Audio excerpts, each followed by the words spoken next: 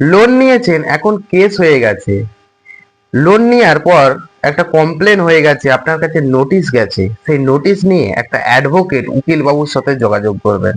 Sir, loan related মামলাগুলো কি কলকাতায় বেশি হয়? মানে মেট্রোপলিটন ম্যাজিস্ট্রেট কোর্ট বা জুডিশিয়াল ম্যাজিস্ট্রেট এইসব লেখা আছে স্যার, নোটিশটা আছে, এইটা লেখা আছে। অনেকে আমাকে কোশ্চেন করে থাকে, স্যার এটা কোন কোর্ট? এটা ব্যাংসাল কোর্ট ভাই। জুডিশিয়াল ম্যাজিস্ট্রেট 10, 13 বিভিন্ন ধরনের কোর্টের নাম্বার আছে। তাই লোন নিয়েছেন যারা, ইএমআইটা ঠিকঠাক ভাবে দেওয়ার চেষ্টা করবেন। ইএমআই যখনই 3-4টে বাউন্স হয়ে যাচ্ছে, ডিফল্টার হয়ে যাচ্ছেন, সেই ক্ষেত্রে তারা একটা কমপ্লেন করে দিচ্ছে, সার্ফেসি অ্যাক্টে, পেমেন্ট সেটেলমেন্ট অ্যাক্টে 25 দিচ্ছে, বা চিটিং এর বিভিন্ন ধরনের চেক বাউন্সের কেস দিচ্ছে। এই ক্ষেত্রে আপনাকে যখনই নোটিশ আসছে, প্রি কগনিজেন্স হোক, সমন হোক, বা যখন সমনে যদি না অ্যাপিয়ারেন্স করেন, সেক্ষেত্রে ওয়ারেন্ট জারি হলে পুলিশ চাইলে কিন্তু অ্যারেস্ট করতে পারে।